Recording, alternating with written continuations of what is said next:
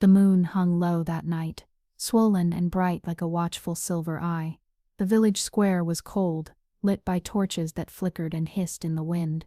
Snowflakes drifted gently onto the shoulders of the gathered crowd, but no one brushed them away. No one spoke. No one breathed too loudly. Everyone waited, because once every 10 years, the Northern Kingdom demanded a sacrifice. Leora Gray stood near the back of the crowd, her hands clasped tightly together in the folds of her wool cloak. She tried to be invisible, a habit she had mastered long ago. The villagers called her scentless, one without a destined mate, one who did not belong to anyone. It made people uneasy, and uneasy things were easy to give away. Her heart beat like a caged bird, fluttering fast and hard. She knew she shouldn't be afraid. The chosen offering was always someone beautiful, someone special, someone who mattered. Leora had never been any of those things. Not to them. A horn sounded, long, deep, ancient, and the high priestess stepped into the center of the square. Her white ceremonial cloak trailed behind her like mist.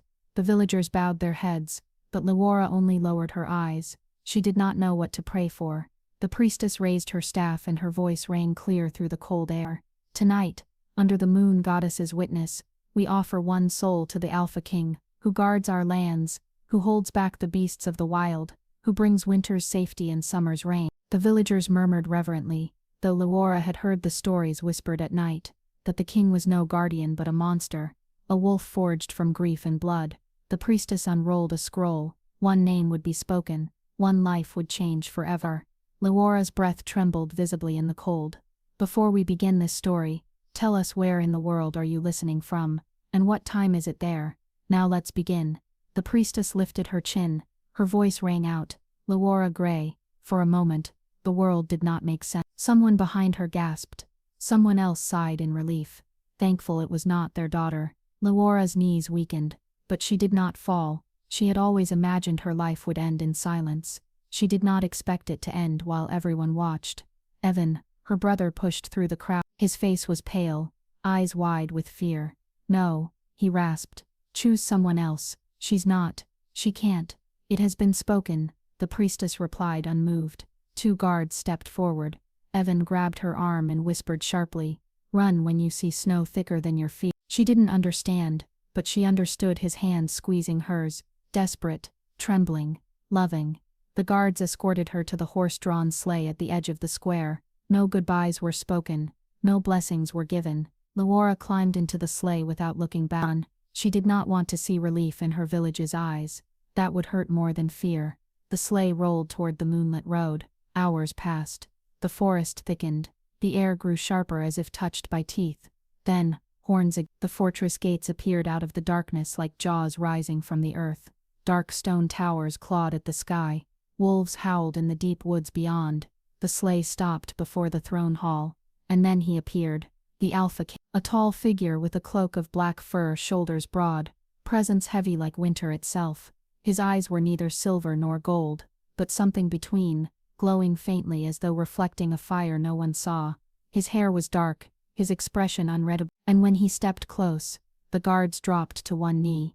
Leora forced herself not to look away. The king descended the steps, each movement controlled, precise, like a predator who never needed to run to catch what he wanted. The priestess bowed. The offering from the village of Astor Hollow has arrived." Aldrich Wolf looked at Leora, and the world stopped. He inhaled.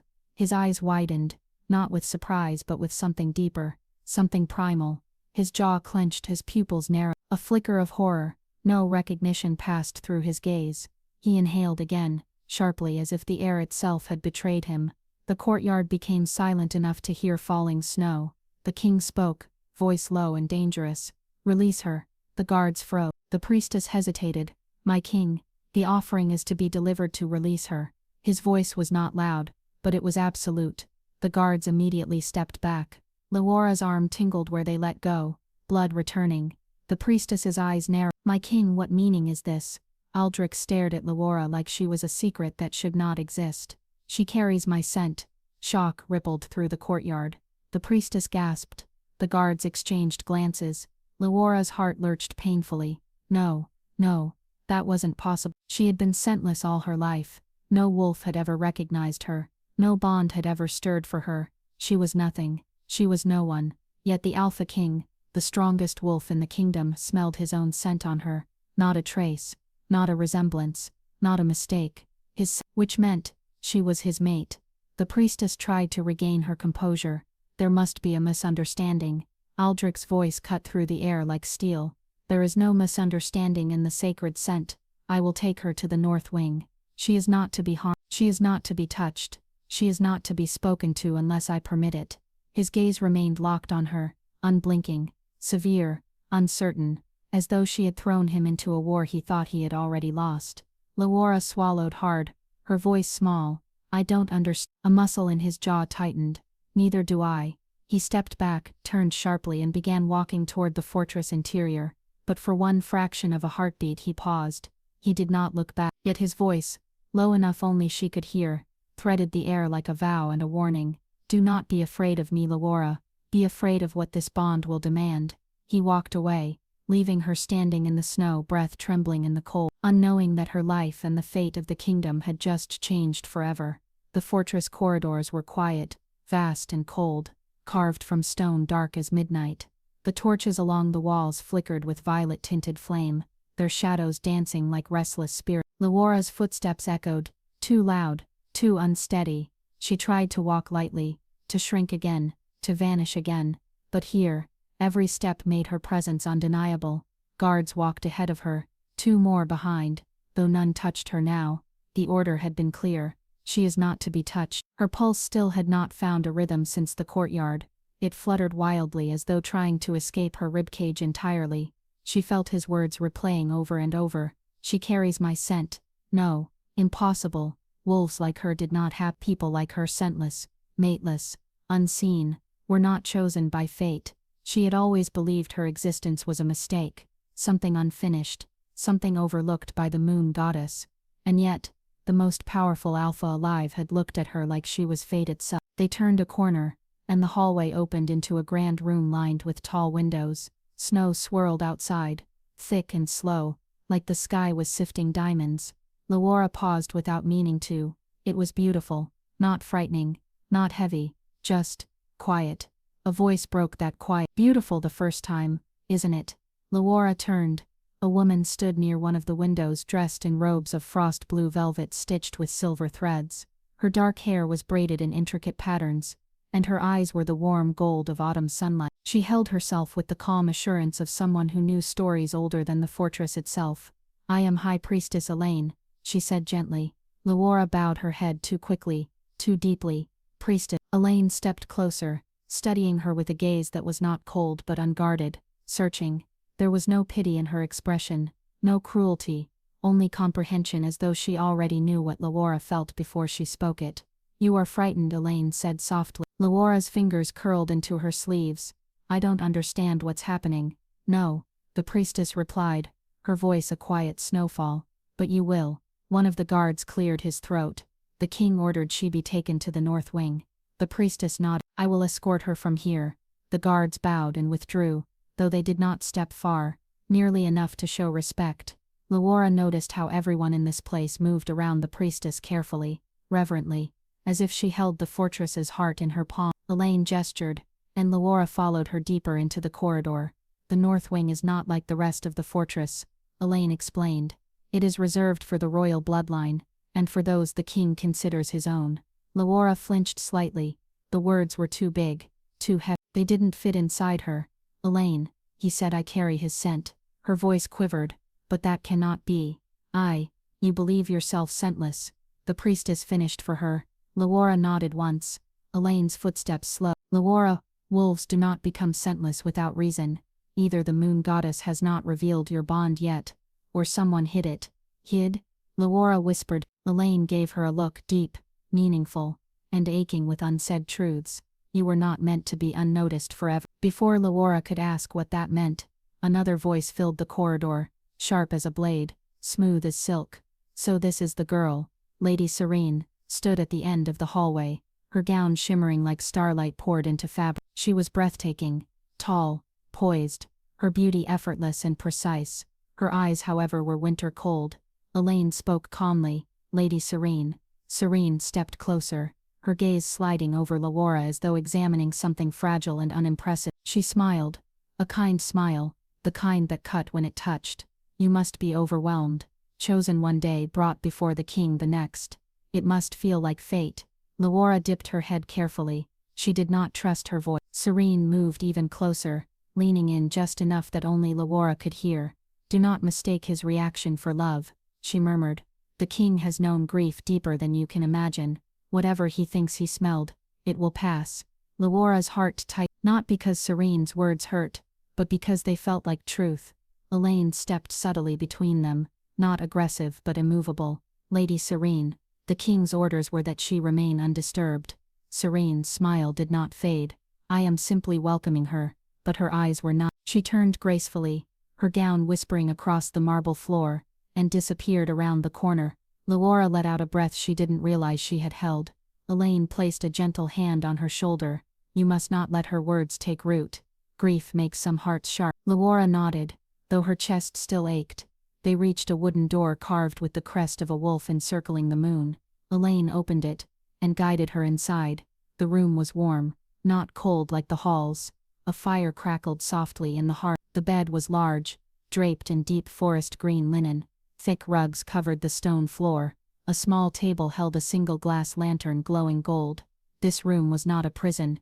It was a chamber meant for someone valuable. Elaine turned to her. You will stay here. The king will send for you when he is ready. Laura swallowed. And if he decides I am not, then you will still be alive. The priestess did not soften the truth. This is not the first time fate has brought something unexpected to him. Laura hesitated. He seemed angry. Elaine's expression changed. A softness touched with sorrow. The king was not expecting to smell the scent bond again. You must give him time. Time to accept me. Laura whispered. No, Elaine said. Time to believe he deserves a mate at all. The door closed quietly behind her. Laura sat on the edge of the bed, hands trembling. She stared into the fire. She did not know whether to hope or fear, but somewhere deep inside her chest, beneath the fear and confusion, something stirred. A warmth. A bond that had slept for 19 years and had now awakened, fierce and unstoppable. Her life did not feel like her own anymore. It felt like a story the moon herself had already written. Outside, somewhere in the fortress, a wolf howled long and mournful, and Laura knew without being told whose voice it was. The morning came slowly, with pale winter light drifting through the high glass windows. Laura did not remember falling asleep. She remembered the fire, the quiet and the echo of a distant howl, one that felt less like a sound and more like someone calling her name from the other side of a dream. When she woke, the fire had burned down to soft embers and a tray of food waited near the bed. Warm bread, honeyed oats, slices of winter peach, preserved in syrup. Someone had entered quietly in the night, someone who did not disturb her. It should have comforted. Instead, it made her aware of how watched she truly was. She ate slowly, tasting very little of it. Her stomach was a small, tight thing, twisted in knots of fear and disbelief. She half expected to wake again, to find herself back in her small village room, her brother snoring softly down the hall. But no, the fire crackled. The fortress walls stood unmoving. Reality did not shift. She was here, and she was not alone. A soft knock sounded at the door. Laura, a calm voice called from the hallway, not demanding entry, not ordering, asking. Laura stood and opened the door. A young woman, perhaps a year or two older than her, stood there with a folded bundle of clothing. Her hair was tied in a neat braid, her posture formal, but her brown eyes were kind. Nervous, maybe, but kind. I'm Mara, she said quietly. I've been assigned to help you, with whatever you need. Laura blinked. I don't know what I need. Mara offered a small, understanding smile. Then I'll simply be here. It was the first warmth she had been offered since her arrival. Genuine, uncomplicated warmth. Laura's throat tightened, and she could not form words for a moment. Mara seemed to understand even that. These are clothes for you, Mara continued gently. The king requested they be prepared. He wanted you to be comfortable. Comfortable. The word felt foreign here. Mara's cheeks flushed, as though she had said too much. If you're ready, I can show you the north wing. The king said you were to move freely here. Only here. Laura nodded. They walked. The north wing was not like the cold corridors of the fortress entrance. It was quieter, almost serene. Sunlight spilled through tall windows. There were tapestries here of forests under moonlight, of wolves painted in silver thread, of constellations and ancient battles.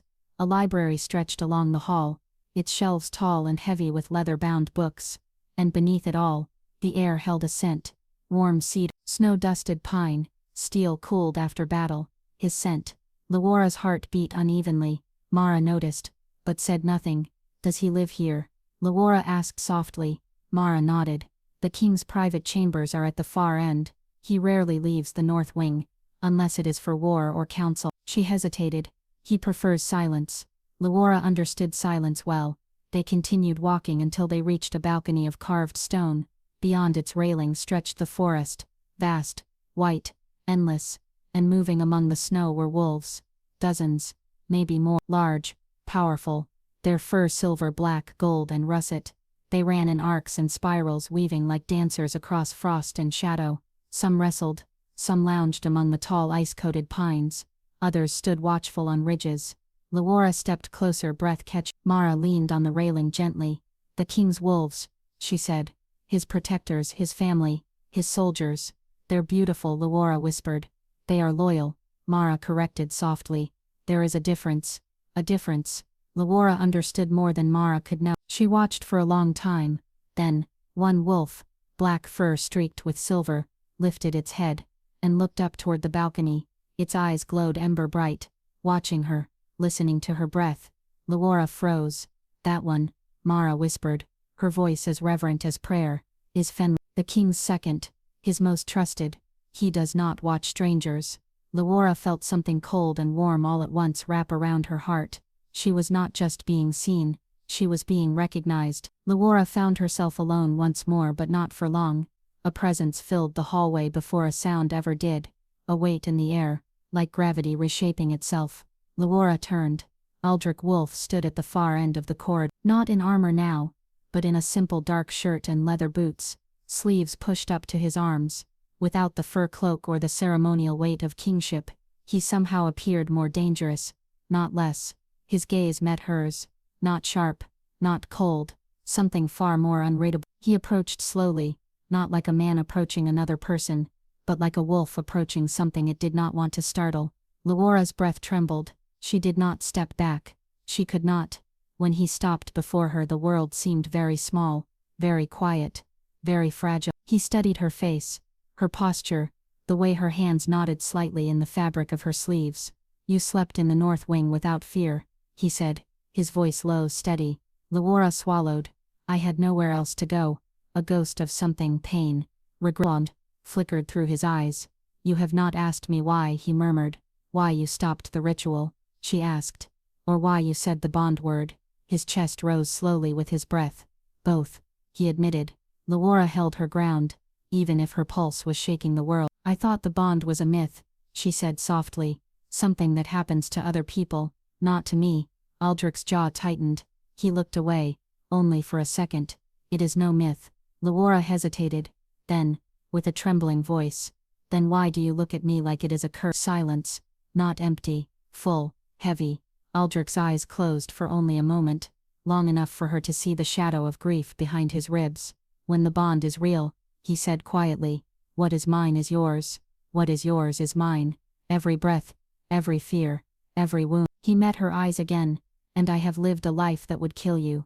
Laura felt something in her chest slowly unravel. Not fear but understanding. The distance, the tension, the restraint. It was not rejection. It was protection. Her voice was a whisper. Do you believe I am too fragile? A muscle pulled in his jaw. No, he said. I believe you are the one thing I cannot afford to break. The corridor was silent. The world held still. Not love. Not yet. Something older. Recognition. His hand lifted, just inches as though he meant to touch her cheek. But he stopped, lowered it, turned away. Not yet, he said, voice rough. You must understand what it means to be bound to me. Before you decide if you will stay, you must decide. Not him. He walked past her, boots silent on the stone. But as he passed, just for an instant, the warmth of him brushed her skin like the memory of a fire she had never stood close enough to feel. He did not look back, and Laura realized something very simple, very terrifying. She was not trapped here. She was being invited, not to a court, not to a crown, to his heart. The days that followed passed like soft unsettling snowfall, slow, quiet and full of things left unspoken. Laura learned the fortress by walking its halls in silence. She memorized the way morning light fell across the great stone staircase, how snow gathered on the balcony rails like powdered sugar, how wolves prowled through the courtyard shadows at dusk. Life in the northern kingdom was not loud. It did not rush, it waited, and the one who set its pace was Aldrich Wolf, the Alpha King. He did not summon her, not at first. He passed her sometimes in corridors, in the glass-walled winter garden, in the library where flamelight glowed gold against his dark hair, and every time the air changed, became charged, like the moment before a storm breaks. But he never touched her, not even once. He did not take her hand, did not brush her shoulder, did not let their skin meet, and yet, she felt him always. A steady pull beneath her ribs, a thread woven into the center of her chest. Their bond was not loud, it was not fireworks or lightning, it was the quiet knowledge that if she turned, he would be. One evening, Mara found Laura sitting near the hearth in the library, a book open in her lap but unread. "You're thinking again," Mara said softly, settling beside her. Laura offered a faint breath of laughter. "I think too much, I'm told." "Not too much, just deep." Mara warmed her hands by the fire. "The king does too." Silence settled between them, warm, not uncomfortable. Mara continued gently. "He was different before." "Before what?" Laura asked. Mara hesitated, her voice softened. "Before the first bomb." Laura's breath caught, though she had expected it, the way his eyes had held pain, not surprise when he recognized her, the way he stepped carefully around her like walking through a memory. "What happened?" Mara looked into the fire as though the flames were the only safe place to put the truth.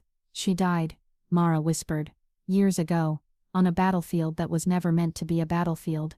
No one speaks of her. The king does not allow it." Laura's chest tightened. "He blamed himself?" she asked. "Everyone blamed him," Mara said. "So he learned to carry it silently." Laura swallowed. "Then why did he not reject me if he fears the bond so much?" Mara gave her a sad, knowing look. "Because he recognized you before he even knew your name." "The bond does not ask permission, Laura. It simply is." Laura closed her eyes. She understood now the distance, the restraint, the careful, aching silence between them. It was not indifference. It was a man standing at the edge of a cliff, afraid to step forward, afraid to step back. She exhaled slowly, heart aching with something she did not yet know how to name. Epikos. The next morning, snowstorm winds rattled the window panes. Ice crusted the courtyard statues. Wolves paced restlessly, their breath misting white in the air. Laura walked through the winter garden, where glass walls trapped warmth and growing things. White vines curled around stone columns. Frost roses bloomed, petals pale as moonlight, center glowing faintly blue. And she was not alone. Aldrich stood at the far end, near a pool of still water where koi glided like colored flame. He did not look up when she entered, but she knew he had felt her.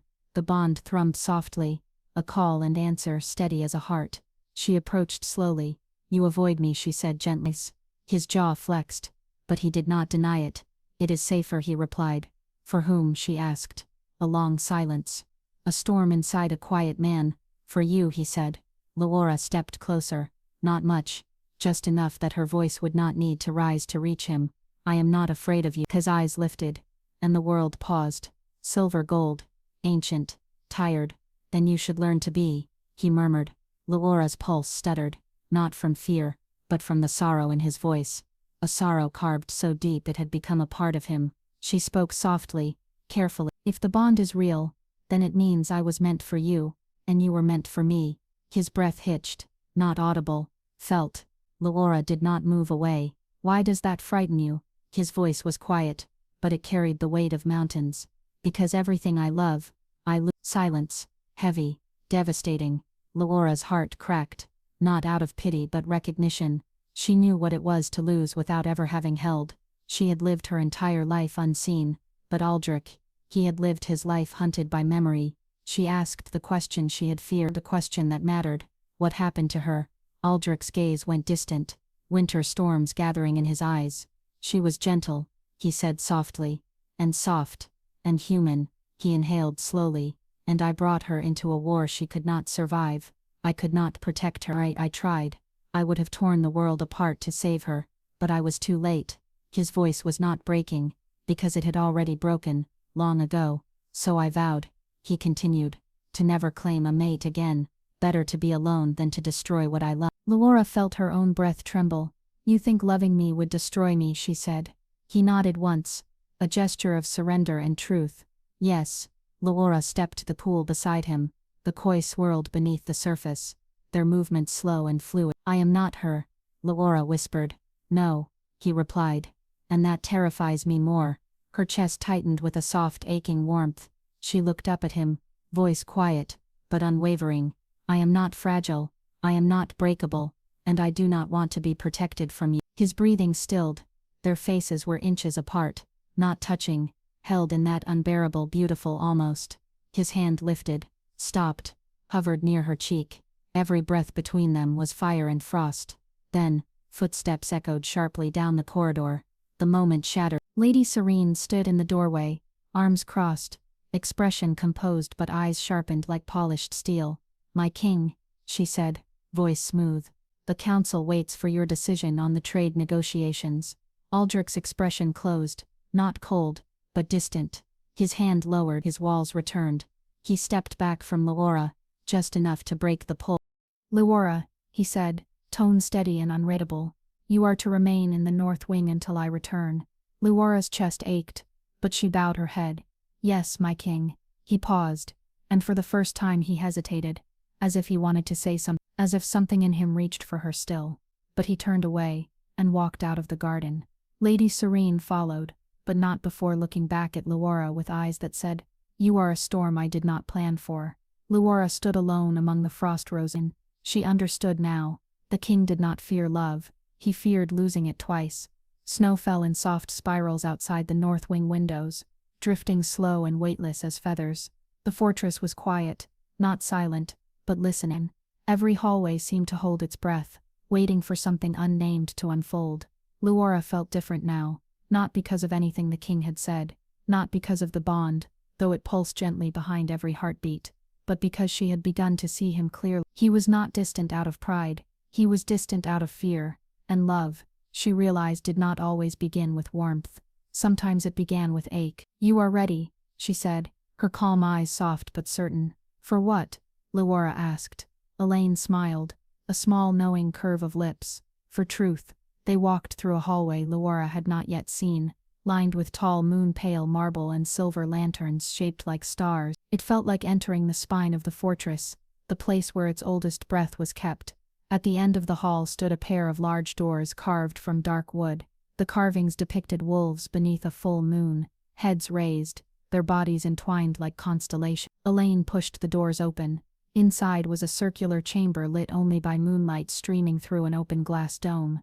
The floor was smooth stone, etched with a vast sigil glowing faintly under the light. A wolf encircling a woman. The air felt sacred, ancient, alive. Laura inhaled slowly. This is the Moon Hall, Elaine said, where bonds are understood, and sometimes broken. Laura's heart stumbled, fear creeping up her spine. Broken?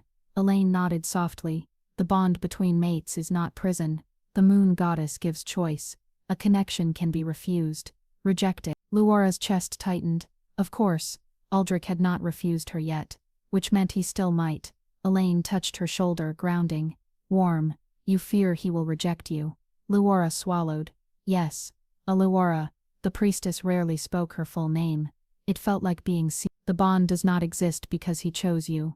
It exists because the moon chose both of you. But that does not mean he will accept it. Laura whispered. No. Elaine agreed. But it means this. If he rejects you, the bond will tear from the inside out. Laura's breath stopped. Words felt heavy, sharp. If the bond is broken, Elaine continued gently, the one with the weaker spirit will suffer. Weaker. Laura closed her eyes. I understand, she whispered. Elaine guided her to the sigil. Then listen. The priestess began to speak, not reciting, but remembering. Long before kingdoms, before walls and thrones, wolves roamed under the moon, and she gave them a gift. One mate, one soul meant to walk beside them. Not always easy, not always kind, but always true. Laura listened. The bond is not about belonging. It is about mirroring. Your fears will reflect each other, your wounds will find each other, and healing can only happen when both choose to stand. Luora had expected romance, warmth, not this, not a vow made of choices, of effort, of courage. Elaine stepped close, her voice soft as snowfall. Aldrich fears not the bond, he fears the cost of love. Luora's throat tightened. His first mate. Yes, Elaine murmured. He carries her memory like a scar beneath the skin. Will I be compared to her? Luora whispered. Elaine did not lie. Yes. At first. But scars do not mean wounds that still bleed. They mean survival. Luora's hands curled at her sides. And can the heart love again? She asked, voice barely a breath. The priestess's gaze softened. Ancient patient. Love is not a well, Luora. It does not run dry. It is a story written and rewritten, each love adding another chapter. Luora felt her eyes warm, not tears of sorrow, tears of understanding. She did not want to replace the woman who came before her. She wanted to stand where fate had placed her. New page, new story. Elaine continued. You must choose to stay knowing it may hurt, and he must choose to stay knowing it may heal him. Luora looked up at the moon's cold glow. I choose to stay, she said quietly. Not loud, not dramatic. Truth does not need to shout. Elaine nodded once, as though she had expected nothing else. Then your next lesson, she said softly, is control, control. Luora echoed. Elaine turned her palm upward. Moonlight gathered on her skin, shimmering like liquid silver, and flowed into the sigil. A low hum vibrated through the hall. Luora inhaled sharply, as warmth stirred beneath her ribs. Deep, ancient, powerful. A spark that was hers and not hers. Something that had slept inside her all her life, and had only now begun to wake. Elaine watched her. You have wolf blood, she said, but unlike others, yours has been quiet, suppressed, hidden. The bond has awakened it. Luora's breath, a pulse traveled through her body, like her own heart answering something unseen. Elaine, she whispered, almost afraid, what happens when it awakens fully? The priestess walked closer, placed a hand above Luora's heart. You become what you were always meant to be. Luora swallowed. What am I meant to be? Elaine's eyes did not waver. Luna, not by title, but by spirit. Luora's pulse trembled, not with fear, but with something fierce, unfamiliar, rising like flame. Strength.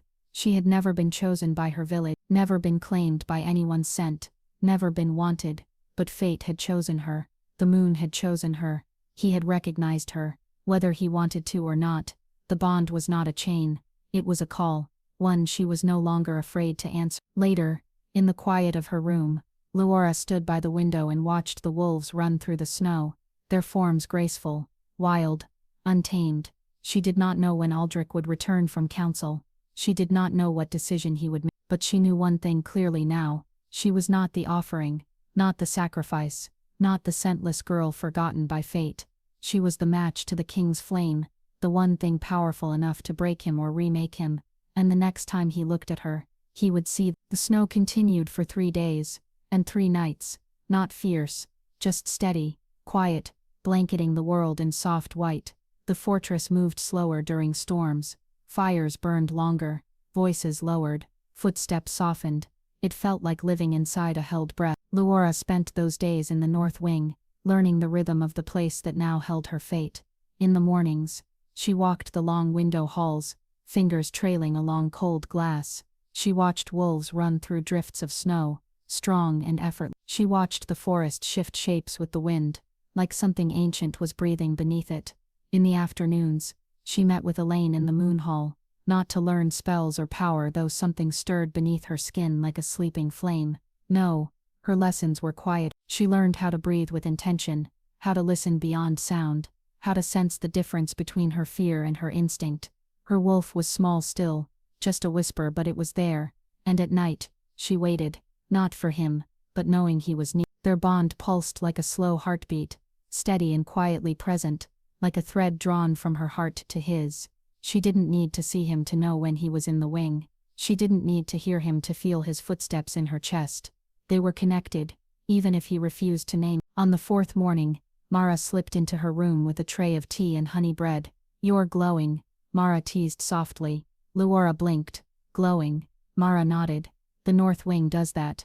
Or she lowered her voice. Someone in Luora felt her cheeks warm and immediately looked away. Mara smiled like she had expected that. You don't have to pretend, Mara whispered, sitting beside her. Everyone feels it. The king, he watches you. Luora's breath caught. He doesn't even speak to me most days. Not with words, Mara replied gently, but with everything else. Before Luora could question that, a low horn sounded somewhere in the fortress. Not alarm, not call to arms but announcement. Mara's expression brightened. The king is returning from council. Luora's pulse stumbled. She tried to calm it, failed. He arrived not long after. The heavy doors of the north wing opened and Aldrich stepped through, snow in his hair, the wind still clinging to his cloak. His presence filled the space at once. Luora felt it before she saw him, felt the bond draw tight as if turning to him was not decision but instinct. He saw her, not by accident. He walked to her with slow, deliberate steps. Her heart beat once, twice, and then stopped altogether. Luora, he said, his voice quiet but certain. She nodded, not trusting her voice. Walk with me, he said. Not a command, an invitation. They walked through the winter garden, frost roses glowing like captured stars beneath the glass. The water in the koi pool rippled gently where snowmelt dripped from branches over. They walked for a time in silence, but it was not empty. He spoke first. Your lessons with Elaine, they tire you. Luora glanced up surprised. How do you know? He did not smile, but something softened in his voice. The bond. I feel the strain in your breath. She looked down, a quiet warmth blooming in her chest. I am learning to sense it too, she admitted. When you are near. His steps slowed. And how does it feel, he asked. Luora hesitated, not because she didn't know but because saying truth aloud makes it real. It feels. Her voice softened. Safe. Something flickered in his eyes. Pain and longing tangled together. I do not know if I can offer you safety, he said. Luora met his gaze. Steady, unwavering. You never needed to, she whispered. Just true. A sound left him then. Not quite breath, not quite laugh. More like something exhaled after being held too long. They reached the stone railing overlooking the snowy courtyard. Wolves paced below, silent shadows moving through. Aldrich leaned his hands on the railing, staring out at them. When I lost her, he said quietly, I made myself a promise. I would not love again. I would not feel again. I would rule, and that would be enough. Luora listened. But then, he continued, voice rough, I smelled you, and every vow I had built my life around vanished. He looked at her, eyes raw. It is not fair to you. Luora took a slow breath. The cold air stung her lungs. The bond warmed her chest. Aldrich, she whispered, I am not asking for your love. Not now. His brow furrowed. Not now. His brow furrowed. Not in confusion, in something like disbelief. I am asking, she continued, to be allowed to stay long enough to understand what this is. Silence. Soft, trembling silence. His voice when it came was quiet. And if what you find is suffering. Luora looked up into his storm-colored eyes and did not look away. Then I will suffer, she said. But it will be my choice. The wind shifted. The snow outside the glass fell slow. The world paused, held, listening. Aldrich's hand lifted, not hesitating, not trembling, not afraid. He touched her cheek. The bond roared to life, not wild, not painful, warm, deep, claiming. Luora's breath caught. Her heart broke open, quietly, beautifully. Aldrich spoke, barely above a whisper. Then stay. Not command, not plea, promise. She leaned, just slightly, into his touch. But before the moment could fall fully into closeness, footsteps echoed at the garden entrance. Hurried, urgent. A soldier approached, kneeling. My king, there is trouble in the east border village. A disappearance, possibly more. Aldrich's hand withdrew.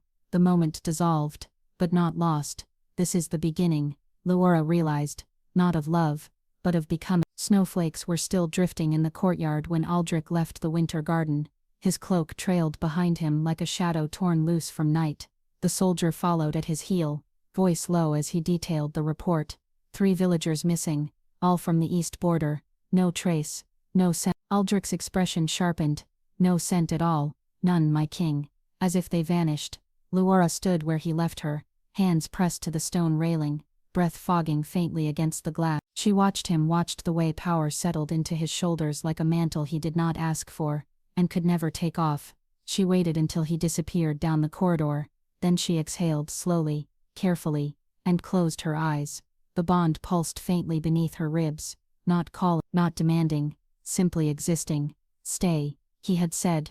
She would, but staying wasn't enough anymore. She needed to understand him, not the king, not the wolf, the man. She was passing by. The north wing corridor was silent except for faint voices drifting through stone, but when she heard her name, she froze. She cannot stay, Lady Serene's voice hissed, quiet, controlled, but edged with steel. The bond will break him. We cannot lose a second Luna. The kingdom will not survive the Wolf King's grief twice. Elaine's voice answered, calm, steady, and we cannot deny fate, simply because it frightens us. The moon does not make mistakes. A harsh exhale. Serene again. The moon gives choice, High Priest. He chose to bury the bond once. He can do it again. A beat of silence. Then another voice. Older, rough as granite. A councilman. It is not only her presence that concerns us. There are rumors that she is scentless or that her scent was hidden. We do not know what she is. Luora's heart tightened. The priestess spoke again, patient as snowfall. She is what she has always been, the king's mate.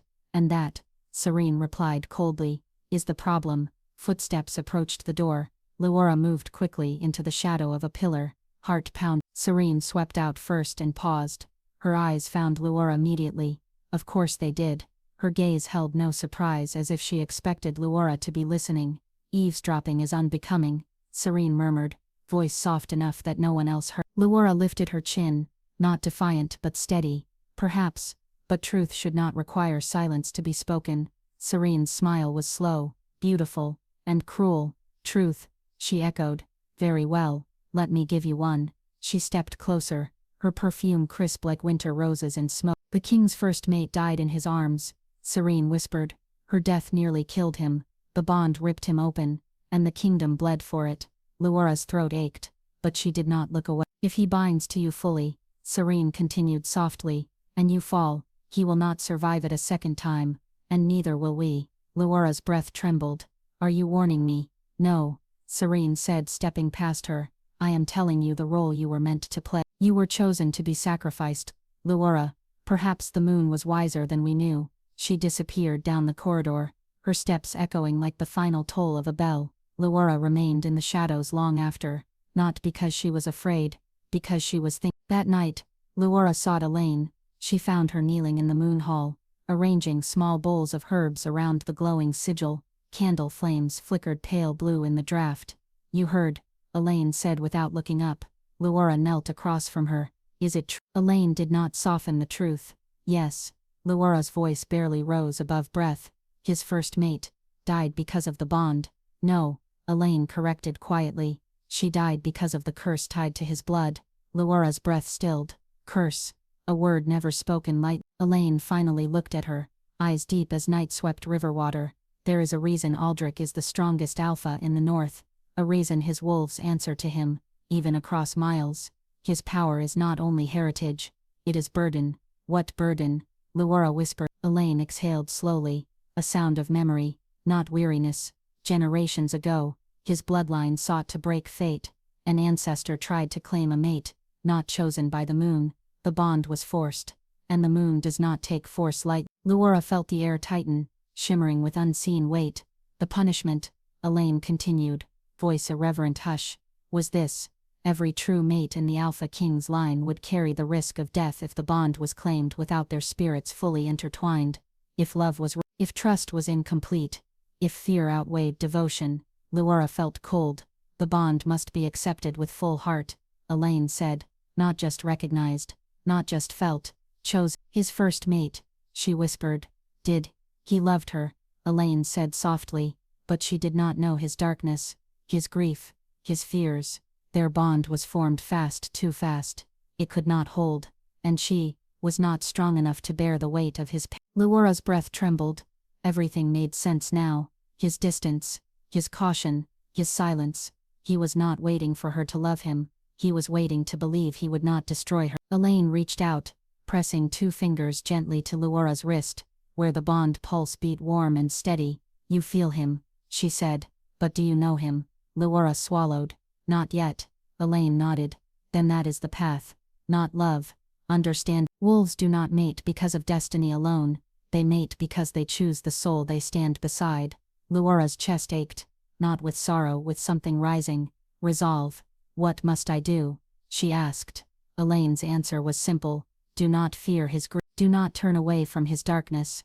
And do not allow your heart to love him too quickly. Luora stiffened. Too quickly, yes, Elaine murmured. Love him too fast, and he will break to protect you from himself. You must become strong enough to stand with him, not behind him, not beneath him, beside him. Luora exhaled. Slow, steady, certain. I can do that. Elaine's gaze warmed with something like pride. Yes, she said. I believe you can. A figure leaned against the pillar in the corridor, arms crossed, expression unreadable. Evan, her brother. His voice was low, fractured. So this is what they brought you here for. Luora's heart stopped. He stepped forward, hand trembling. To be tested, to be weighed, to see if you survive him. His eyes, once warm, were shadowed with guilt. Luora, I know something you don't. The bond pulsed. Sharp warning. Luora whispered. Evan, what did you do? His voice broke. I'm the reason your scent was hid. The torches along the corridor flickered as if the air itself held its breath. Luora stared at her brother. Evan, unable to move, unable to speak. He looked different now, not older, not harder, just tired, like he had been carrying something heavy for too long. Her voice came out soft, barely sound at all. What do you mean? You hid my scent. Evan's jaw clenched. His breath trembled. I didn't know what else to do, he whispered. When we were young, do you remember? When the elders tested the children for scent awakening. Luora nodded faintly. She remembered the cold room, the herbs burning in bowls, the children lined up, her standing at the end, unnoticed. You reacted, Evan said. Your scent flared bright, stronger than any of theirs. Not just wolf, not just mate-marked. Something old, something royal. Luora felt the blood drain from her face. Royal, connected to the Alpha King's line. No, that couldn't be right. She was just a village girl. Just. Her heart stuttered. Evan, why didn't anyone say this? His voice cracked. They were going to take you. The corridor swayed. Yes, Evan whispered, stepping closer, grief written across him like bruises. Not as a sacrifice, as a claim. Those born with the king's scent are fated mates to his bloodline. I knew what that meant. I knew they would take you to the fortress. He swallowed. And I knew they never come back. Luora's knees weakened, not from fear this time, but from the weight of what her brother had done. You begged the healer? She asked. Evan nodded once, shame flickering across his face. He mixed herbs, potions, something dangerous, something forbidden. It muted your scent, but it cost him his life. The village said he died of winter sickness. Luora's hand flew to her mouth. The healer, the gentle old man who always smelled of rosemary and pine, the man who had given her candies in secret as a child, the man who had died while she was still too young to understand loss. She whispered, shaking, he died because of me. Evan stepped forward, gripping her shoulders, not with force but desperation. No, he chose to help, just like I did. I'm not sorry for saving you, Luora. I'm sorry I couldn't save you forever. Her eyes burned. She pulled him into a trembling embrace. Her cheek pressed to her brother's shoulder. They stood that way for a long time, two souls who had only ever had each other, but the bond pulsed inside her, warm, alive. She knew now, hiding her scent had only delayed fate, never undone it, and fate was patient. I see you now know who you are, Serene murmured. Luora did not rise to the bait. She walked past her. Serene followed. Tell me, Luora, does it feel powerful, knowing the moon chose you? Knowing the king's blood called to you? Luora stopped, just once, and faced her. No, she answered quietly. It feels heavy. Serene froze, surprise flickering over her perfect composure. Luora's voice remained soft, not scathing, not defensive. You think love is a crown, she said, but the bond is not a crown. It is a sword. It cuts. It demands. It remakes. Serene's eyes narrowed, not in anger, in recognition. You think I want his crown? Serene asked, voice cold now. No, Luora, I want his peace. The man I knew before grief hollowed him out. Luora's breath stilled. Serene stepped close. You cannot bring him peace, she whispered. You will only remind him of what he lost. Luora did not look away. Or I may remind him of what he can still save. Serene's expression fractured, just slightly. like glass touched by frost. And then it hard. You don't understand, she whispered. The kingdom will not accept you, the bond will destroy you, and when you fall, her voice broke just once, he will break with you. Leora's heart ached, not with resentment, but something gentler, sadder. Serene, Leora asked softly, do you love him? Serene's eyes, always so perfectly distant, filled, just briefly, with pain. I love the version of him who no longer exists. Silence. Snow tapped the window panes. A wolf howled somewhere in the forest. Low, mournful. Serene inhaled. Steady again. So if the kingdom must choose who saves him, she said quietly, it will be me. Leora lifted her chin. And if he chooses for himself? Serene looked at her like one looks at a flame too soft to survive winter. He has already lost one mate, she murmured. You think he will risk that again? And then she smiled. A beautiful smile. A fatal one. You'll see, Leora. When it matters most, he will let you go. She walked away. Slow. Graceful. Leora watched her go, heart heavy, but not broken, because she now understood the real danger. Not Lady Serene, not the council, not even the curse. The real danger was this. Not whether Aldrich loved her, but whether he believed he had the right to some pride. That night, Leora lay awake, staring into the dark. Snow fell outside, wolves ran beneath the moon, and somewhere in the fortress, Aldrich lay awake too, both of them awake in the same silence, reaching for each other, yet not touching, waiting for something to break. The wind howled, that night, not like a storm, not like hunger, but like grief. The fortress walls shivered under it, ancient stone, remembering every sorrow that had ever echoed inside these halls. Wolves paced restlessly in the courtyard below, their fur bristling, their movements uneasy. Something in the air felt wrong. Leora lay in her bed, staring at the ceiling, unable to sleep. The conversation with Evan, Serene's warning, Elaine's truth, they had gathered like shadows around her. Her heart felt full, of love she was not yet allowed to express, of fear she was trying to swallow, of a certainty that terrified her more than anything. She wanted to choose him, not because fate said so, not because the moon chose her, but because she did. She slipped from her bed, wrapped herself in her cloak, and stepped into the corridor. The north wing was quiet at night, lamps burning low, halls lit only by moonlight. Her footsteps were soft against the stone floor, her breath faint mist in the cold air. She didn't have to ask where he was. The bond led her, a thread pulling her forward through the silent library, through the winter garden glass hall to the balcony overlooking the courtyard. Aldrich stood there, cloak thrown aside, shirt sleeves rolled, hands braced against the stone railing, as if he were holding back an ocean. Snow fell in his hair, melted on his skin, shimmered against the tension in his shoulders. He had not heard her walk in, but he felt his voice was quiet when it came, hoarse, frayed at the edges. You should be asleep. Leora stepped forward, slow, cautious, not wanting to startle him but not afraid. I couldn't. He didn't look at her. The snow kept falling, nor could. They stood side by side, not touching. The silence between them was not empty, it was everything they had not said. Leora looked up at him, really looked at the lines carved by grief, at the fierce strength barely held together, at the tenderness buried so deep, the world had forgotten it existed. Aldrich, she whispered. He closed his eyes. She continued softly, carefully. I know about your first mate. His shoulders stiffened, like a blade pulled too tight.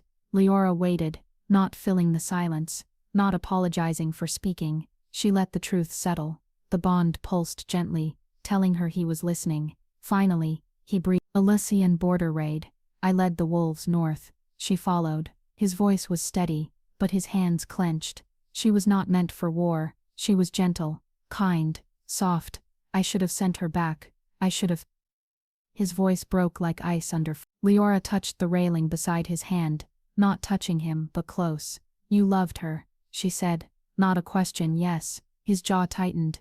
And I killed her. Leora's breath trembled, not from fear, from the weight of his wound. Aldrich, she whispered. Her death was not your choice. War was. He shook his head sharply, rejecting, refusing, drowning. No, his voice was raw. If I take a mate, I must protect her. That is the law of our kind. And I failed. Aldrich, no one. He finally looked at her then. His eyes were wildfire in winter. Leora, her name was not spoken, It was pleaded. If I choose you, he said, voice shaking like a man at the edge of breaking, I will destroy you. The bond will demand everything. Your strength, your soul, and if you fall, his breath fractured, I will not survive it. Leora's heart ached, not with pity, but with fierce aching love. Aldrich, no, he stepped back, one slow step, as if each inch away from her cost him pain. You deserve safety, a quiet life, someone who can love you without blood and ghosts between you. Tears burned behind her eyes, but she did not let them fall. I do not want safe, she whispered. His breath shuddered. I want you. That broke him. His hand lifted, not to touch her but to reach for her. But halfway there, it curled into a fist. He stepped back again. I cannot, he whispered. Leora's heart fractured. Aldrich. He forced the words out, like tearing pieces of himself apart. I release you from the bond. The world went silent. No wind, no heart, no breath. The bond snapped. A sudden, sharp pain ripped through Leora's chest, like claws tearing her heart open from the inside. She gasped, knees buckling, catching the railing before she fell. Aldrich flinched as if struck, but did not move to catch. That hurt more than the tearing. Leora fought for breath, vision blurring, but she forced herself to look at him. You think this protects me, she whispered, voice shaking, but it only breaks us both. His jaw trembled, the only sign of the agony in him. This is mercy, he said. This is fear, she answered. His breath stopped, a flicker of something shattered in his eyes, something old, something tired, something he had been holding on to alone for years. He took a step forward, then he stopped himself again, fingers digging into his palms until they bled. Go, he managed.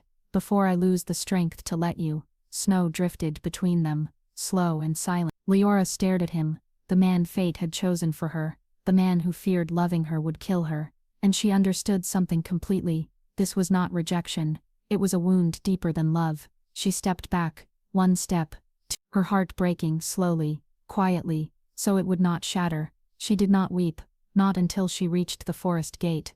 Only then, when the fortress disappeared behind the falling snow, did her tears come, soft, silent, full of love. The wolves howled as she walked into the night, and Aldrich, alone on the balcony, heard every single one.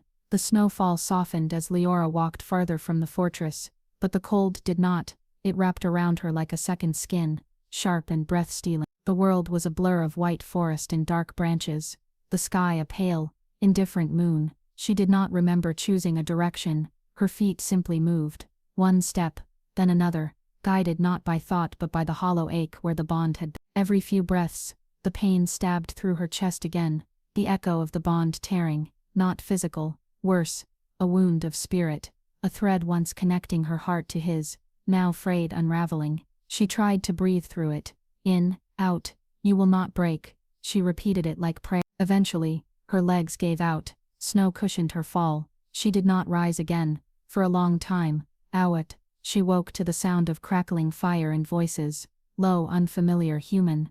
Thought she was dead when I found her, someone muttered. Look at her eyes. She's not from anywhere near here, no scent on her either. Strange. Leora blinked, her eyes open. She lay inside a small cabin, its walls made of pine and its windows fogged from warmth. A fire glowed in a stone hearth. She was wrapped in blankets. Her hair had been dry. Her boots stood by the door. A dark-haired woman noticed her waking and stepped forward. Her eyes were steady, kind, but wary. You're among humans now, she said gently. This is the border village of Fenlock. Do you remember your name? Leora's lips felt numb. Leora. The woman nodded. I'm Ilara. Leora tried to sit up, but the world tilted. Ilara helped her gently. You collapsed just outside the village, she said. In snow that deep, you should have died. Leora's breath shook faintly. I didn't mean to come here. Few who end up at Fenlock do, Ilara replied. Footsteps approached. A man entered, tall, broad-shouldered, carrying chopped firewood. His eyes landed on Leora, assessing, curious not threatening. This her? He asked. Ilara. Yes, Ilara replied. He nodded once. I'll bring stew. They lived simply here, without wolves, without courts, without fate pressing invisible hands to one's heart. For the first time, the world around her felt quiet, but inside, she was anything but. The bond still pulsed faintly, not gone, just wounded. She could feel Aldrich, far away, but present, his sorrow like the shadow of a dying star. She tried to ignore it. She failed. Over the next days, Alara and the man, her brother Dorian, allowed Leora to rest. They asked few questions. They did not pry. They did not demand. Humans did not understand scent bonds. Humans saw heartbreak as heartbreak, not destiny unraveling. On the fourth morning, Alara found her sitting outside the cabin, wrapped in a heavy fur cloak, watching the sunrise bleed gold across the snow. "You're healing," Alara said, sitting beside her. Leora shook her head. "No, I'm learning how pain breathes." Alara smiled sadly. "That too is healing." Leora turned to her. "Alara, have you ever lost someone you loved?" Alara's gaze drifted toward the horizon. "Yeah, I loved a man once who belonged to someone else, not by choice, by promise, by oath, and I learned that the heart can survive loving someone it cannot keep." Leora swallowed. "How long did it take to stop hurting?" Alara's voice was soft. "I'll tell you when it did." They sat in silence after that, a silence that did not demand answers. Weeks passed. Leora helped with the simple work, chopping vegetables, sweeping snow from the cabin roof, mending clothes. Her body remained weak, though she hid it as best she could. The pain in her chest did not fade. It only dulled to a slow, steady ache. Alara noticed. Dorian noticed. But they did not ask. One evening, Leora felt her hands tremble while pouring water. The cup slipped, shattered. Alara caught her before she fell. Her voice was gentle but firm. "You are not getting better." Leora leaned heavily against her. "I know. The wound is not physical," Alara said. "It's something else. Something deeper." Leora closed her eyes. The bond was broken, and for the first time she said it aloud. Alara inhaled softly, understanding, even without knowing the full meaning. "That kind of break doesn't heal alone," she said. Leora nodded, tears rising. "Finally, after weeks of holding stillness like armor, I tried to stay strong," she whispered. "You were strong," Alara corrected. "Strength isn't never breaking, it's breaking in choosing to live anyway." Leora pressed her forehead to Alara's shoulder, like a child seeking warmth. "I loved him," she breathed. Alara stroked her hair. "Then you did something brave." But Leora knew bravery was not enough, because at night when sleep threatened her, the bond pulsed weakly, like a fading heartbeat. And sometimes, rarely, she felt something from the other side, a voice not spoken, but felt. Leora, one word, worn raw, shattered. Aldrich was grieving too, but grief was a wall, and neither of them knew how to scale it. When the first day of spring thaw, Leora collapsed, not fainting, collapsing, her blood turning to ice, her breath stuck, her vision white and burning.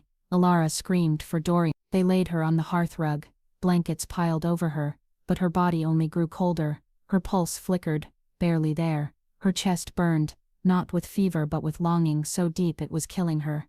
Alara's voice sounded like it came from underwater.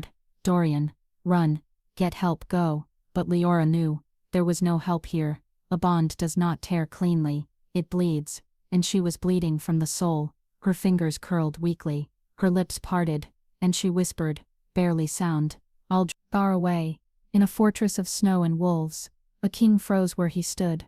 The bond he had severed, flared under his ribs, bright and violent, like a star exploding. His heart stopped. Then, he ran, not as a king, not as a wolf, as a man who realized, he had not saved her, he had killed her. The wind rose suddenly, howling across the mountains, with a voice like a wounded animal. Snow whipped sideways, stinging and blinding, turning the world into a storm of white teeth and rushing breath. Aldrich ran through, not as a wolf, not yet, because he could not shift while his heart was shattering. His boots crushed through the drifts, his cloak whipped behind him, frost clinging to his lashes. Every breath scraped his lungs raw, but he did not slow. The bond pulsed, weak, flickering, fading. "Hold on!" His throat burned, his chest cracked with each heartbeat. He had sensed her collapse, not with magic, not with instinct, with grief, the kind of grief that did not come from losing something, but from realizing you were the one who broke. He stumbled, caught himself, pushed forward again. Snow lashed his face. The wind pulled at him like hands trying to drag him back. "I am coming, I am coming, I am coming." He did not know if she could still feel him. He prayed she could. Finlock village. Leora voices blurred around her, warm hands, cold cloth, the crackle of fire. The world tilted and dissolved in waves of fading and returning, fading and returning, fading. She could not breathe. her chest pulled tight as though invisible threads had wrapped around her ribs, strangling the last remnants of her strength. She heard Ilara's voice, muffled, breaking. "Stay with us, please. Please, stay." And Dorian's low, strained, "She needs a healer. There's no one here who. No healer can fix a broken bond." Leora tried to open her eyes. The world was a haze of firelight and shadows. Her fingers twitched weakly, reaching toward nothing, toward someone who was not there. She did not speak. She did not call his name. But the bond, even broken, remembered him, remembered us. The forest path. Aldrich. The storm grew worse. His vision blurred. His limbs slowed. His breath turned to fire in his chest. He could not see the path anymore, so he shifted.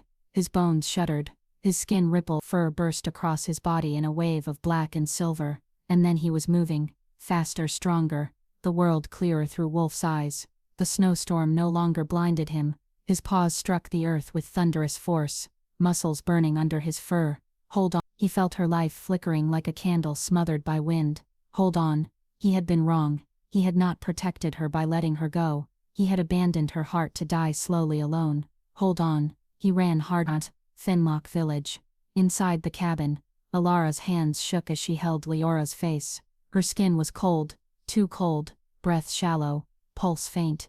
"Dorian," Ilara whispered, tears streaking down her cheeks. "She's dying." Dorian knelt beside them, jaw tight, eyes wet. "We can't lose her, we can't."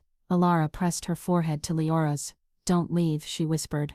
"Don't go where we cannot follow." Leora's lips parted.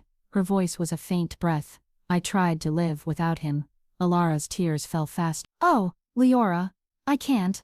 Her chest rose, fell too slowly. The room blurred to white. And then, the door crashed open. A blast of freezing air ripped into the cabin. Snow swirled inside like spirits fleeing the storm.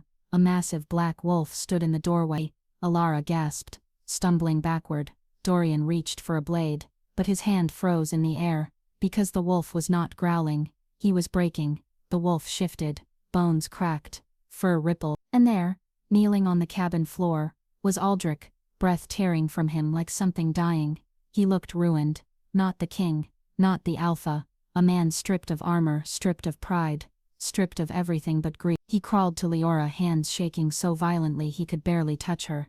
"Leora," he whispered. Her lashes fluttered, her lips parted, faint, fading. "Aldrich." The sound of his name in her voice broke him. He bent over her, forehead pressed to hers, breath shaking. "I was wrong," he whispered, voice raw. "I tried to save you, by leaving, but I only killed us both." Tears, real tears, fell onto her cheeks, and disappeared into her skin.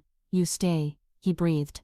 "Do you hear me? You stay. I will not survive losing you. I will not." "Not again."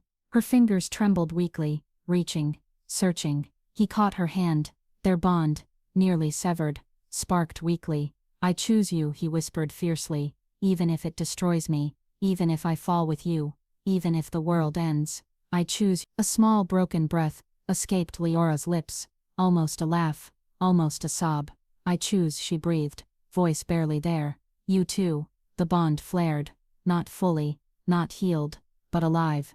Aldrich gathered her into his arms, holding her like she was the last breath in his lungs. "Sleep," he whispered. "I have you. I'm here. I'm not leaving again." Her head rested against his chest. Her breathing steadied, not healed but held. Ilara and Dorian watched, silent, reverent, because they could feel it too. A love that was not gentle, but true. Aldrich lifted her into his arms, careful, as though she were something sacred. "I'm taking her home." No one stopped him. No one could. He stepped into the snowstorm, carrying her against him, the world closing behind them. The storm did not fight him now. It parted, as if the moon herself was clearing the path. The snowstorm eased as Aldrich carried Leora back across the frozen pines, not by nature's mercy, but by something older, something watching. The moon. The wolves gathered as he passed, silent shadows parting for him. Fenris fell into step beside him, massive and silver-eyed, a sentinel guarding both king and the fragile soul he carried.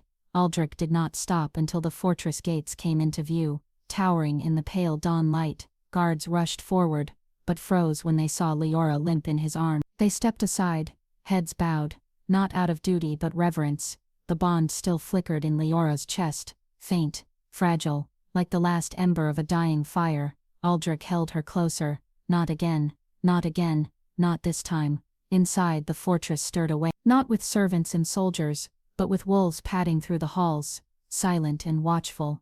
They sensed a turning of fate, a story that had been paused now beginning again. Aldrich did not go to her chamber. He went to the moon hall. The doors opened without him touching. The very stone recognized him. High Priestess Elaine stood at the center of the glowing sigil, her white robes trailing like mist. She looked at Leora pale, weak, her breath thin, and the sadness that crossed her face was not surprise but understanding. "You broke the bond," she said softly. Aldrich lowered his head, voice rough. "Yes." Elaine's gaze fell to Leora's still face. "And now you have come to mend it." Aldrich's voice cracked. "Yes." Elaine nodded once. "Then you know the price." Silent. "The kind that shakes mountains." Leora stirred faintly in his arms, voice a whisper of snow on stone. Aldrich, no, but he held her, firm, unshaking. "I choose her," he said, "not to the priestess, not to the moon, to her." Elaine stepped back. "Place her in the center." He knelt, lowering Leora onto the glowing sigil. The light under her body pulsed, responding to the bond's echo. Her breath hitched, her fingers twitched, her eyes flickered open, only half, but she was awake enough. "Aldrich," she whispered, voice raw, fragile, afraid. He cupped her face, leaning so close their foreheads touched. "I will not leave," he promised. "Not again, not for anything, not for fear, not for fate." Her eyes glistened with tears, not from pain, from knowing what this would cost him. Elaine's voice filled the chamber, ancient, steady, shaped by 1,000 years of memory. To mend a broken mate bond, one soul must bear the other's suffering, one heart must carry the wound, one spirit must walk through the fire. She looked at Aldrich. "You choose to bear her pain." He nodded. "I do." Her voice softened, almost tender. "You understand this will not harm the body but the spirit. It will break you before it heals you." Aldrich's jaw set. "I have already been broken." The priestess stepped aside. The sigil brightened, white light rising from the stone like mist. It swirled around Leora first, gentle, seeking, recognizing her. Then it turned to Aldrich, pressing into his skin like a second heartbeat. Leora's hand lifted, weakly, finding his. He took their fingers intertwined. The bond sparked, faint, but real. Elaine's voice echoed like moonlight through water. "Let heart take heart. Let grief take grief. Let love take love." The sigil flared. Light burst upward. Leora arched, breath tearing from her chest, but Aldrich surged forward, pulling her into him. The magic shifted, redirecting, pouring into him. Pain, raw, searing, ancient, carved itself through his ribs. A scream tore from his throat, not of weakness, of sacrifice. Leora sobbed, trying to pull away, trying to stop him, but he held her tighter, shaking, his voice ragged. "No, I take this. I take all of it." The room trembled. The sigil pulsed. The wolves outside howled, a united, mournful cry. Aldrich's body shook violently, sweat freezing to his skin. The pain ripping through him was not from her collapse alone. It was from every unresolved wound he had ever locked inside himself. Her heartbreak, his guilt, her loneliness, his grief, her abandonment, his fear. They collided, became one. Leora gasped, the pain in her chest easing, warmth spreading through her heart like thawing frost. "No," she whispered, tears streaming. "Aldrich, don't. I can bear it. I can." He shook his head, barely breathing, but his voice was resolute. "I was the one who broke us." The magic flared, brilliant and wild, and then silence. Aldrich collapsed. Leora caught him before he hit the stone. His head rested in her lap. His chest rose faintly, weakly, but he was alive. She pressed her forehead to his, crying into his hair, her voice breaking into 1,000 pieces. "You saved me." Her hand cupped his cheek, her tears falling onto his skin. "Now let me save you." For the first time since arriving at the fortress, she felt the bond again, steady, real, not a tether, not a chain, a choice, her choice, his choice, their choice. Elaine knelt beside her, voice soft as the moon above them. "He will sleep," she said. "He gave his strength to you. You must give him yours now." Leora held Aldrich closer, her heartbeat steady against his cheek. "I will," she whispered. And it was not a vow, it was truth. The world in the moon hall rested in stillness. Candles had burned low. The glowing sigil dimmed to a faint pulse beneath the stone, as if it were breathing in slow, quiet waves. Leora sat on the cold floor, Aldrich's head resting against her lap, his body heavy and unmoving. She had not moved except to keep him warm, to keep him close, to press her cheek to his hair and whisper his name, each time her voice threatened to break. He had given everything to save her, now it was her turn to hold him. Outside, dawn slowly colored the horizon in lavender and pale rose. Snow glowed softly in the early light. The wolves lay gathered at the moon hall entrance, silent and watchful, an honor guard waiting for their alpha's return. Leora didn't know how much time had passed. Hours, maybe a day. Her body felt hollow and aching from stillness, but she did not leave him. Elaine brought water, Mara brought blankets. Neither spoke much, their movements gentle, reverent, sensing the sacredness of this quiet. When they lit new candles, soft gold light flickered across Aldrich's face. He looked younger like this, not the Alpha King, not the fury, not the fear, not the grief, just a man who had carried too much sorrow too alone, for too long. Leora brushed a strand of dark hair from his brow. Her voice was a whisper, raw but steady now. You do not have to fight the world alone anymore. Her fingers trembled, but she kept them there, gentle and sure. You do not have to protect me from your soul, she breathed, because I will not break from loving you. The bond pulsed, warm, alive, resting, but whole. Aldrich's breathing shifted, deeper, not conscious, but closer. Leora bent and pressed her forehead softly to his. I'm here, she whispered. I'm not leaving, not now, not ever. At last, when the sun had fully risen, Aldrich stirred. It was small at first, a slow inhale, a twitch of fingers, his lashes lashered, his brow furrowed slightly, as though waking from a heavy dream. Leora's breath caught. Aldrich, he didn't open his eyes right away. He simply turned his face toward her, toward the sound of her voice as though drawn without thought. His voice was a rough whisper. Leora, her eyes burned, but she did not cry. Not now. She smiled, but soft, aching, full. I'm here. His eyes opened. They were not the eyes of the king, or the wolf, or the warrior. They were simply his, unshielded. Aldrich tried to sit up and Leora steadied him with gentle hands. He winced, not from pain of the body, but from exhaustion. His strength had not returned yet, but his awareness, his presence had opened. Their foreheads touched. He whispered, voice hoarse. You lived. Her hand gently cupped his jaw. You saved me. His eyes closed, his breath shuddering, not from pain this time, from relief so deep it nearly broke him. Her voice trembled now, and I will not let you bear the cost alone. He drew back just enough to see her face, not scentless, not sacrificed, not fragile, but chosen. His voice was quiet, but steady, finally steady. I was wrong. Leora nodded gently. Yes, but you came back. That matters more. Something inside him, some last piece of armor fell. He reached for her slowly, giving her time to reject him, to choose differently, to step away. She didn't. Their hands met, and the bond, now fully awakened, flared warm and bright inside both of them, not overwhelming, not consuming, just whole. Aldrich exhaled a breath that sounded like release. I am yours, he said, not a claim, a surrender, a truth. Leora leaned into him, and I am yours. There was no hunger in their closeness, no rush, no desperation, only two hearts that had found their way back to each other, slowly, wounded, stronger. Aldrich rested his forehead against hers. I do not know how to be loved, he admitted, not without fear. Leora smiled, soft and real. Then we will learn together. His eyes closed, relief and wonder intertwined. She continued, her voice like snowfall and dawn. I am not here to replace her memory. I am here to hold the parts of you that survived it. His breath and she understood, without needing to see tears, that he was crying. Hours later, when Aldrich could stand again, he and Leora walked slowly from the moon hall into the light of day. Wolves rose to their feet, bowing their heads. Servants stopped in the corridors, the world pausing as the king and the one who matched his scent walked side by side, not close enough to touch, but connected, unmistakable. The fortress felt different now, not cold, not grieving, waiting. The bond did not press, did not demaze, it simply was, complete, balanced, chosen.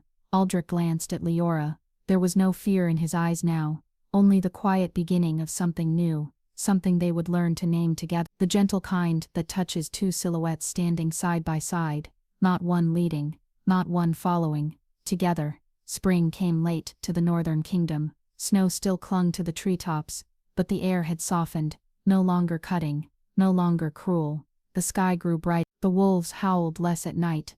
The fortress halls no longer echoed grief, but something quieter, warmer, waiting. Leora felt it in every breath she took. She walked the corridors without needing to shrink into shadows. Servants no longer stared as though she were an omen. Soldiers no longer stepped aside out of suspicion, but respect. Even Lady Serene, though distant still, no longer regarded her with cold fire. Instead, something else. Acknowledgement, even if it tasted like sorrow. But Leora did not take pride in this shift. She took responsibility. Aldrich walked beside her now, not behind, not ahead. Everywhere they went, it was clear. She was not the sacrifice, not the stranger, not the shadow. She was the future Luna, yet she had not been crowned, not yet. That day was approaching, and the kingdom would not receive it quietly. The High Council convened in the great hall. Aldrich stood at the head of the long stone table, Leora beside him, not at his right hand, not one step behind, but equal. Her presence alone shifted the air. The council members whispered, eyes darting, weighing, measure. One man stood, Lord Garin, his shoulders broad, his expression stern. My king, he began, your bond to the girl has been restored, but a mate bond alone does not make a Luna. Does she understand war, leadership, the weight of a kingdom? Aldrich's expression remained calm, but his voice held steel. She understands sacrifice. She understands what it is to lose. She understands what it is to choose love when fear is easier. Garin's jaw tightened. That is not governance. Leora spoke before Aldrich could answer. Her voice was soft, but it filled the room. I do not claim wisdom I haven't earned, and I will not pretend to be something I am not. She looked at each council member steadily. But I have learned one truth the hard way. A kingdom survives not because its ruler is strong, but because its ruler does not carry their burdens alone. Silence followed, not shocked, listening. If I become Luna, I will not take the throne as a crown. I will take it as a vow to carry what I can, to face what I fear, and to stand with the king, not behind him. Elaine's lips curved, quiet approval. Aldrich looked at her, not proud, but certain. The council murmured, not approving yet, but shaken. And in that moment, the kingdom shifted, not with applause, with recognition. A Luna coronation was sacred, private, older than written history. It took place under the open sky, at the heart of the forest, where moonlight touched earth unfiltered, where the first wolves had once risen, where fate was clear. The evening of the ritual was cold and crystalline, the sky clear enough that the stars looked close enough to touch. Wolves gathered in a wide circle, dozens, maybe hundreds, silent, still watching. Torches did not light the clearing. Moonlight. Aldrich stood in the center, cloak of black fur draped around his shoulders, silver binding threads braided through his hair, a sign of a king accepting a Luna. Leora stepped into the clearing, barefoot, wearing a gown of soft white wool and silver thread. Mara had braided her hair with frost roses, delicate, glowing faintly blue. When she walked, snow did not crunch under her footsteps. It yielded, as if the earth itself recognized her. Elaine stood between them, holding a shallow bowl of moonwater clear as glass, glowing faintly with silver light. She spoke not loudly, not formally, but like a prayer spoken into eternity. Two souls met under one scent. Two hearts learned each other in sorrow. Now let them choose each other in peace. Aldrich extended his hand, not expecting, inviting. Leora placed her hand in his. Their bond pulsed, no longer a fragile thread, a steady warm connection, a promise. Elaine offered the bowl. Drink if you choose to share a fate. Aldrich lifted it first, drank, then passed it to her. The liquid was cool, but when it touched her tongue, heat blossomed in her chest, gold and silver, warm and wild. Then Elaine stepped back. The wolves rose to their feet, waiting. This was the moment Leora had feared, and the moment she had grown into. She did not speak vows written by others. She spoke her own. Her voice was steady, soft, true. Aldrich Wolf, I choose you, not because fate said so, not because the moon marked, but because I have seen the man you are when no one is watching, and I will walk beside him. Aldrich's breath trembled, not weakness, reverence. He answered Leora Grey, I choose you, in grief and in peace, in war and in rest, in the shadows and in the light. And when I fear losing you I will not run again. Their foreheads pressed together, the moon brightened, wolves lowered their heads, the bond flared, gentle and strong, like a new star being born. Elaine lifted her hand. Then by moonlight and breath, by earth and spirit, I name you. The night itself seemed to hold its inhale. Luna. The wolves howled, long rising, wild and beautiful. Aldrich pulled Leora into him, not fierce, not desperate, but whole. They did not kiss like stories say lovers should. They simply held each other, and in that embrace lay everything. Grief healed, fear softened, love chosen, not dramatic, sacred. For the first time, the years that followed did not erase the past, but they softened it. Spring slowly took root. Across the north, snow still came, as it always had, but now the land seemed to breathe between winters, resting, healing. Villages once silent with fear began to open their doors again. Children played near the forest edge. Wolves roamed not as shadows of dread, but as guardians. Life did not become perfect. Life became possible. And in the heart of this quiet transformation stood Leora Wolf, the Luna of the Northern Kingdom, not revered for power, not admired for spectacle, but known for gentleness. Her presence did not command obedience.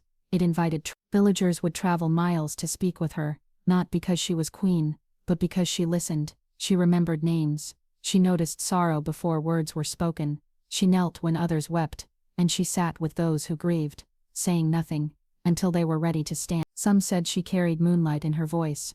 Others said her touch felt like being remembered, but those who truly knew her said simply, she healed things without asking to. The Alpha King remained strong. He remained the protector, the wolf whose name old enemies still whispered with caution, but the sharpness in him, the quiet cold that once shadowed his gaze, softened. He still stood like a man who had learned to survive, but now he also stood like a man who had something worth living for. He smiled more small, rare things, but true. He laughed sometimes low, quiet, private, mostly in the evenings, when the two of them walked through the winter garden, hand in hand, frost roses glowing around them under moonlight.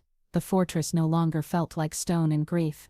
It felt like a home, because it had two hearts now, not one. Lady Serene did not vanish from their story. She remained at court, her grace unbroken, her wit sharp, her loyalty unwavering, but something in her eyes softened too. With time, the love she once held like a wound became something gentler, like memory, not. One autumn night she told Leora, you were never the threat, I was my own ruin. You did not steal the king's heart, you taught him to open it.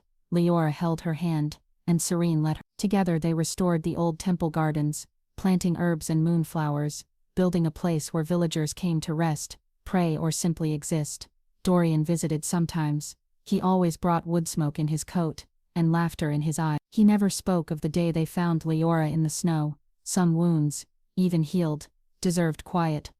And Evan, her brother, he came to the fortress with trepidation, expecting anger, exile, punishment for hiding her scent, for delaying fate, for breaking laws he barely understood. But Leora met him at the gate herself. She simply embraced him. No forgiveness was needed, only understanding. He stayed, though not at the court.